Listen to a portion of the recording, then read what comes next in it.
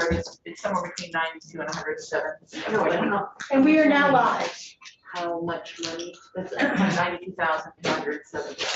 That pitiful amount? 100. And we're live. We've already changed. Committee,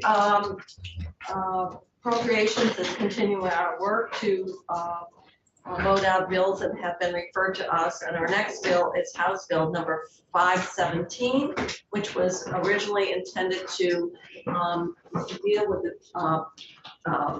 the policy that if you had an existing degree but wanted to go into another critical occupation, you didn't qualify. And we had a memo, a report from DSAC recommending that the funding was there and that this restriction be limited because there would be people interested in joining the National Guard if they could in fact get tuition assistance to go into a critical occupation. So the original bill that came over, I believe, from the other body was about 3 or 4 pages. We've had some earlier discussion about should we just fold that policy change into the budget. Yep. But then when I looked at what was happening in our Senate Education Committee, I realized that in fact we now had a 13-page bill, which seemed a little bit more and also was broader than just dealing with a tuition policy.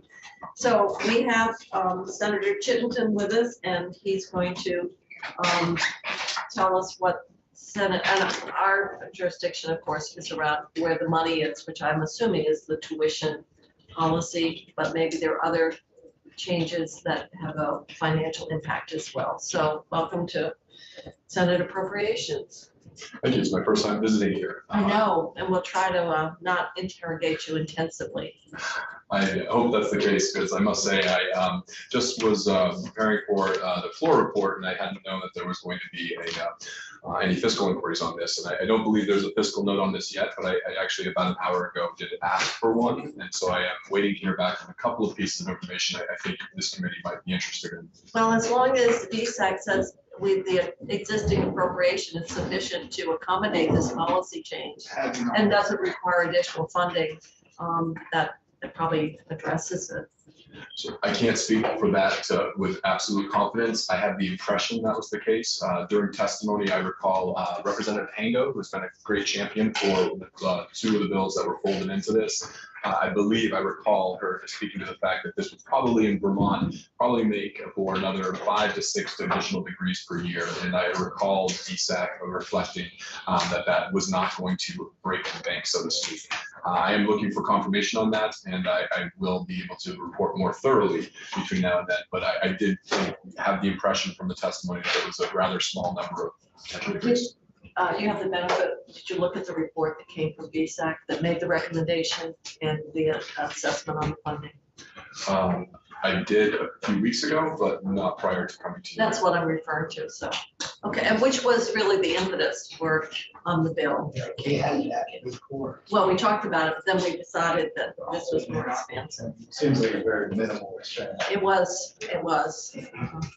But they thought it would make a difference in terms of some people's interest in joining the Guards. So what else did you add to the bill? Anything that cost, you have Purple Star Campus designation. S104 and S105 have 2 related characteristics. The Purple Star designation came to us through advocates out of Washington, D.C. and looking at across all the different states out there. I'm waiting on a witness list as well. Again, my apologies for not being more prepared this afternoon. But that language was generated on what has been advocated for in other states in order to make it easier for Guards members as well as serving individuals to either leave their family here in the great state of Vermont or to serve in the great state of Vermont with easier pathways to have their kids enroll in local schools or local campuses, college campuses. And it seems, looking over it, that there would be any cost would be covered by the districts. So. The financial question that was raised today that I'm waiting to hear back from has to do with if the funds each year, maybe you all know this, that are used from VSAC, if they are carried over or if they are otherwise cleared out and applied to other resources No, each year. we allow carry. National Guard has their own. The VSAC Yeah. appropriations. So the carry forward gets, sometimes it does, usually gets incorporated into the next year's ask, because it's a rolling piece.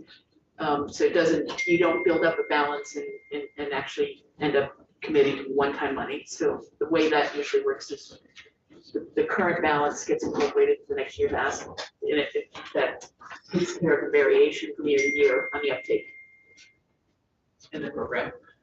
That was the confirmation I was looking for. With that, I feel even more confident. If Stephanie says that you can take it to the bank. Great. Oh. John ready.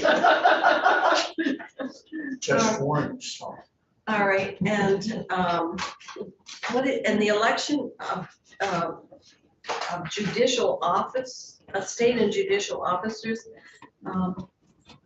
that doesn't relate to us, I guess. So I can speak to it.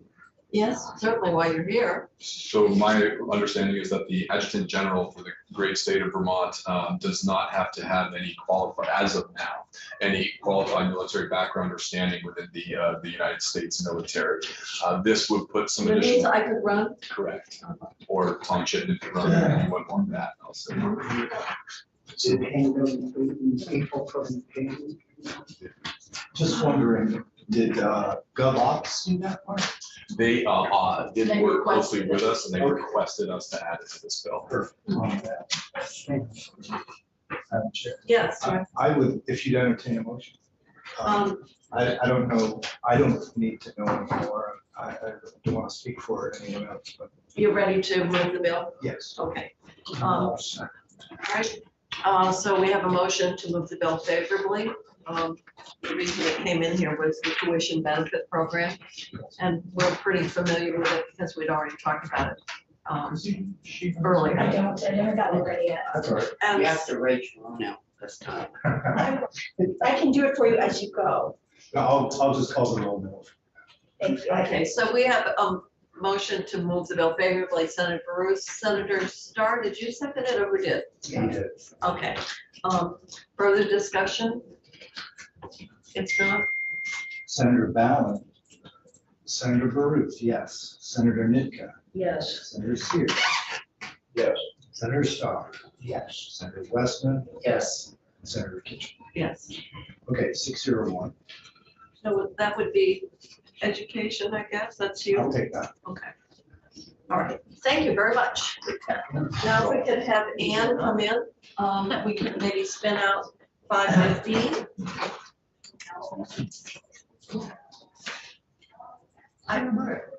At that moment, I will go over and grab We're about to take up another bill. We're not voting out the, we're not taking action on 715 this afternoon. Do you know when you're finishing? I just wanted to follow up with you after. Yeah. I think we have one more, maybe two more bills. We've just had a whole flurry come in, so No we're. worries, I just trying to know. Are you finished for today? We are done. Oh, that's right, because they could, so Ann is coming in next on 515. Senator Baruch. Sorry, I just have to. All right. All right, I will go get Senator Cummings. I have, just for your reference, before we get her in here, I have a copy of the Senate amendment. The underlying bill is 98 pages. So I haven't had time to have it printed yet. No, we don't need it. Okay, Ann doesn't even know why we got it. thank you. You didn't hear back from Blue Ridge? I did not. And just a reminder, we are live while I go across the way. Oh, here is Senator Cummings. And here she is now. I'm psychic. And you, you're very welcome. And I will check on your print job. I'm not sure. No, don't worry about it. Don't worry about it. So. Okay. Senator Cummings, you need a copy of this? You're all set? What is that? Oh, that's our amendment? Yes. Oh. Excuse me, sir. So what then? What did they do? Okay. That's right, I forgot to get There's that. not enough in the appropriation. I will ask. But, given the estimates. Can they limit, but they can limit, can't they? I'll ask that as soon as we get through. On that flash bill. Mhm. You want me to report that? That's the education. Oh, The Chris, So Bill's. someone's gonna do it. But we need to get confirmation about the funding. Yep. But I didn't think there were increases in tuition. No. Thank you, Senator Cummings, for coming in on such short notice. You had asked about 515, and you weren't sure why it was referred here. And so we know it's a hugely technical bill, 98 pages long, kind of housekeeping. And so if you would just tell us. I can give you the 10,000 foot view. Yeah, I think we would just want to move it out rather quickly if it's just technical. Sections, one, and I've been reviewing this, sections 1 through 6 are technical amendments. They remove words that are dealt with elsewhere, like guarantee. They put into statute current practice, which is fees aren't refundable. Let's see, section 5 takes out a reference to the Office of Thrift Supervisors, which no longer exists, and adds the supervisory groups that do, like the FDIC. Section 6 updates a cross-reference. Section 7. Well, how many sections are there in a 98-page bill? Well, the last 30 pages is one section. Oh. And it does one thing we really can't touch. So, section 8 sets up a requirement that virtual money kiosks follow the same practice as ATMs, which is they notify the department. There's no charge, there's no fee. The EFR just thinks they would like to know where they're located. So there's really nothing in this bill from your testimony that would affect the expenditures. Not, I mean, I asked the Secretary of the Senate why this weren't here. I knew that the reach-out bill was going. And he said somewhere in here, it said if there was, in the fiscal note, it said if there was any cost, the revenues would cover it. But I'm not sure. Are they talking about lawsuits? You know, this piece here that we have is about the refuse from the wire that wraps around. Oh, and that is. Organic farm cows ate it and died. Yes. 2 died, others were contaminated for more than a year. Do you remember this, Bobby? Yeah, we do remember. Oh, yeah. And Ann told me that in fact, what they do, there was coverage. There is coverage, and it sounds like they thought they had an agreement and the owners got an attorney. And whenever you get attorneys and insurance companies involved, you don't get payment originally. No one is, EC Fibers came in and talked to us. Yeah, I heard from- And everything we found, I mean, it is standard practice that everybody in the chain of contractors has to have insurance, that they're supposed to notify the next guy up if they're, so we couldn't find anything in law that we could change that would, you Well, know, since it was we've always in got a Senator bad Donald's actor district. somewhere. It was in Senator McDonald's district, so Yes. I'm sure, and he's on your committee, so I'm Well, sure. this was Senator Hardy's bill. And there was also something with some chemical and goats ate it Well, and yes, goats got that sick. was another matter, it was Yeah. not from the past, not a recent. So matter. what this Wait a minute, does, I know that we have from Steve Marshall why we got it. Section 21 adds whistleblower awards from the victim's restitution fund. We even set that up in DFR a few years ago. We set it up in DFR a few years ago. Yeah. Michael Peach was pretty sure that we were running any significant risk by setting up that victim's fund. Okay, so section 21 is out of the DFR. Victims restitution. fund. Restitution. Yeah. And that, I haven't even gotten to my review if I have. But that's the only reason we got it. Yeah. was the- There's, in that one, I didn't see that as really impacting. No one seemed to think it was gonna have any real problem. The funds there. And that came with the recommendation of DFR. Yes. Okay. The only thing we add, well, there's a couple of technical corrections that Maria caught. Striking out the word herein, Oh, well. those kind. And then the 23A, which basically tells DFR to set up a best practices sheet and pass it out to everybody. So, this is why this one section is why we got the bill. And there's no direct. No, it's a fun, Stephanie was just telling us, and maybe she can just go on the record to explain what this fund is. It's at DFR. So several years ago, Commissioner Pichek, I believe, and one of his deputies came in. And we established a victims restitution fund within DFR. For securities fraud, I think. Yes, and so you had a discussion at that time about the discretion about giving awards out, but because you were concerned, would you give out awards if there weren't actual penalties paid into the fund?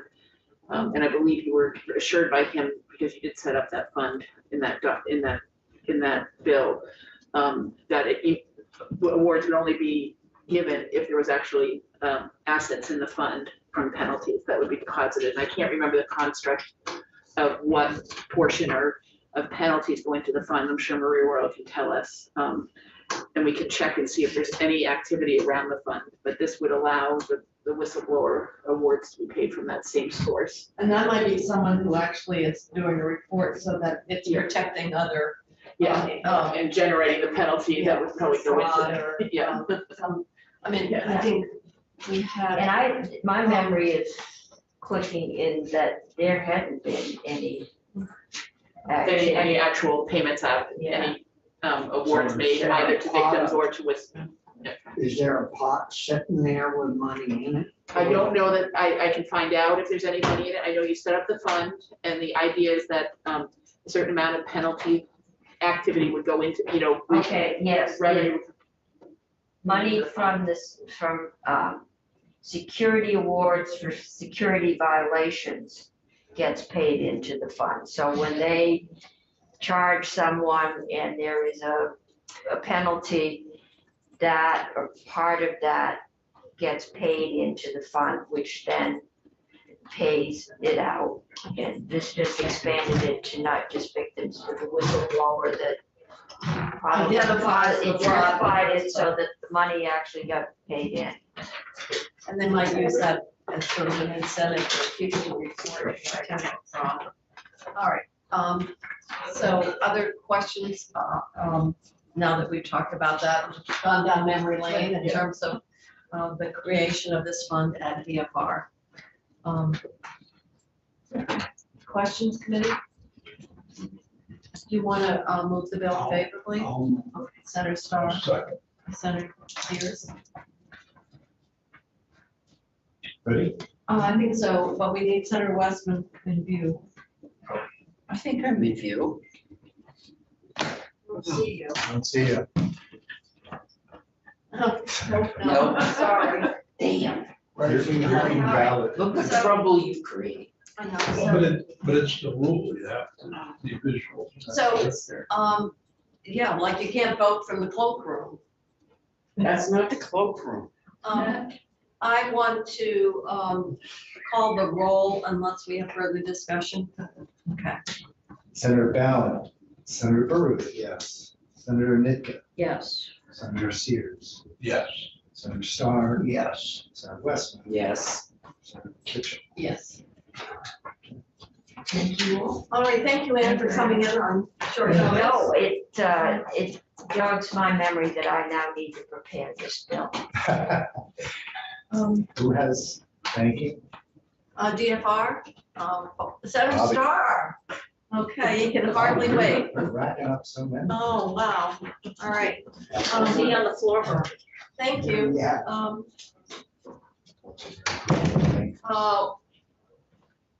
Now, Yeah, but this has no effect on the budget, so. all right, so I have the capital bill here too, don't I? But I don't think it's H 739 related to capital construction state bonding.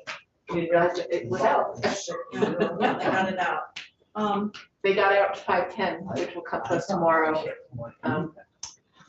from Which, the Senate Finance today too, H 510. H 510.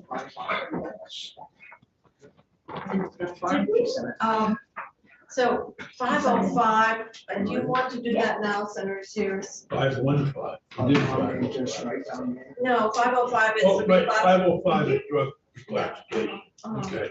You might need to Yeah, say the before bill you go, it's okay. It's a misnomer, so Yeah. we didn't do the classification portion, but we did. So wait just a second, Okay. until Chrissy gets her instructions. Sorry, I apologize. No, that's fine. We need to finish up and then we'll move on to 505. Okay, let me get 505 at the ready. I don't have that. We're on a Yeah. roll today. Let me tell you, the Good. sooner we get these out, if there's any conferencing or Let me anything. put that one up. Tomorrow, we won't have to work. No, well, and Senator Sears wants to leave by 2:30. So 505, You you got said, you're prepared on that? You need to Well, leave. I think it's section 3, but I can explain quickly the bill. Oh, yeah. It started out as a classification of drug crimes. Maybe just a sec. We need to, I don't want to go with you. what's that? 505. 505 started out as classification of drug crimes. We did a technical amendment on cannabis infused products. We struck section having to do with cocaine, crack cocaine, so that trafficking of cocaine is one crime, not doesn't matter whether it's crack or cocaine. And the main part of the bill is section 3, which is your section, which has to do with the Drug Use Standards Advisory Board. And this is an advisory board. Are you creating an advisory board? Well, it's within the Vermont Sentencing Commission. Oh, So it's composed of experts in the field of general and mental health care, substance use disorder treatment, and drug user communities. We've had a struggle trying to figure out what should be the misdemeanor level of possession of cocaine, for example, or heroin, versus what should be the trafficking or serious drug. And it's really difficult. And if you go too low, you're bringing in people, with a lower, you're bringing in people who are actually just, possessing the amount they need for daily use. So the idea here is, step out first. yeah, you've heard this, is to get experts. Did you vote for this, Alice, already? Yeah. Okay. And it's just that the idea of the board is to advise the sentencing commission on what should be the standard amount of heroin, for example, that someone would carry for possession versus maybe trafficking goods or, selling. But it's not changing any of those now, it's in the board. I don't think we need advise all The us. board will advise the sentencing commission, which will make recommendations to the legislature. So the board is sunsets in 2027. Yeah, I can see that. And it is, And there's compensation there's for, compensation for people who aren't otherwise compensated. and what budget covers it?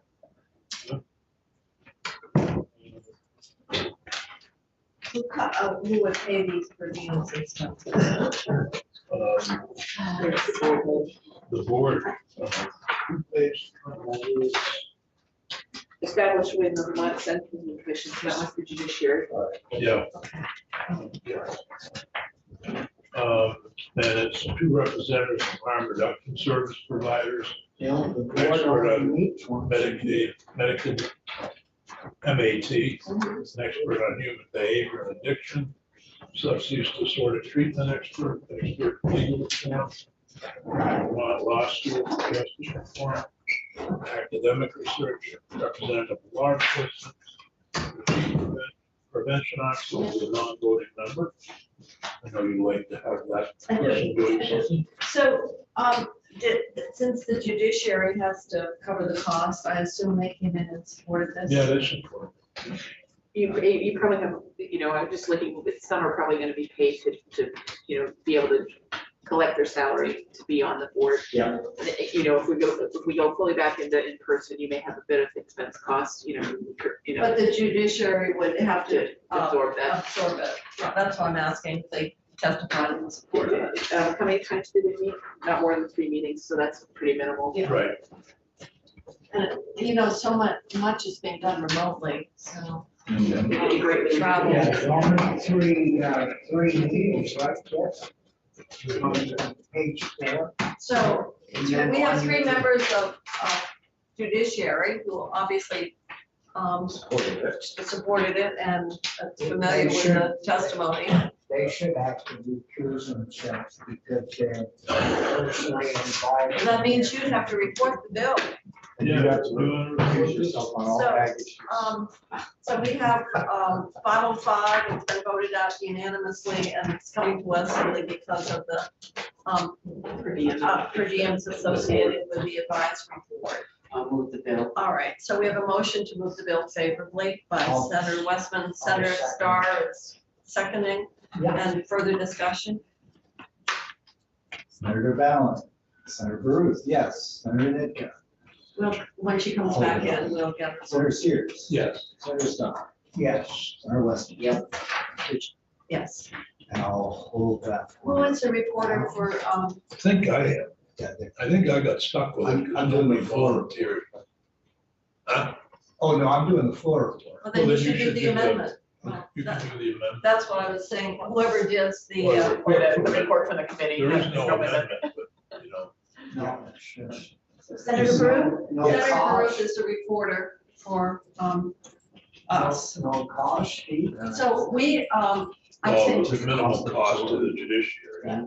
I think, at this point, it is 4:17, and I'm going to adjourn the committee for today and go off live. Okay.